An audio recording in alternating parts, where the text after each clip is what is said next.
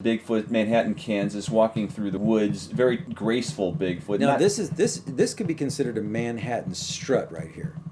I want to point that out. This is a very, you say it's graceful, I say this is high class. Okay, so we were talking before about what was a show. We want more shows on Bigfoot and cryptids on cable shows, but what was one of the first that came out related, and possibly the first? And there was a show called In Search Of.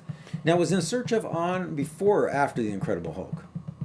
You mean, did it come on the air before? Was it on earlier? Was it on earlier years before or a few years after? I don't know. Why is that important to you? I don't know, because Incredible Hulk was kind of cool. That actually was a pretty good show. In fact, it's kind of they ought to be a brand new Incredible Hulk instead of the. Yeah, but if they made a new Incredible Hulk, wouldn't it all be 3D? No, that's what I'm saying. What they should do is get some professional bodybuilder that's like that would be cool. That's 5'2", that is the dimensions of a Hulk, and then composite it so he looks like he's 7 feet tall or 8 feet tall, and then he'd have all the striations. You wouldn't have that stupid looking 3D Hulk. And you wouldn't have somebody that's 6'5", that's kind of thin, in comparison, like Lou Ferrigno. But you have someone that... He was a good Incredible Hulk. He was, but I mean... He was convincing. I know, but you got to take it a step further nowadays. And it's somebody like bodybuilder like Lee Priest that's 5'2", but is, weighs like 210, 35 pounds or whatever, would be somebody that would have those dimensions. Like, if he was as tall as Lou Ferrigno, he'd weigh like 400 pounds or so. That's how big he is. That could be a really look like a real Incredible Hulk. Yeah. But, okay, so the show was called In Search Of, and it was starring Leonard Nimoy as from Star Trek. From Star Trek as the host. But it started off with Rod Serling as the host. Who's Rod Serling, you might ask? Rod Serling... What? I don't remember that, but it did start off... Yeah, I think there were a couple episodes or 3 episodes with another host. They did some pilots. Because it would have been something like The Twilight Zone?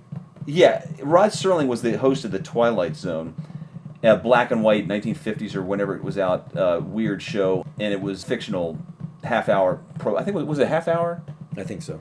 Program about just crazy fictional stories, but they released some like 1 hour or something like that, just specials called In Search Of something or other, whatever it was. In Search of Mysteries of the World. Whatever the specific mystery was, and Bigfoot, one of them.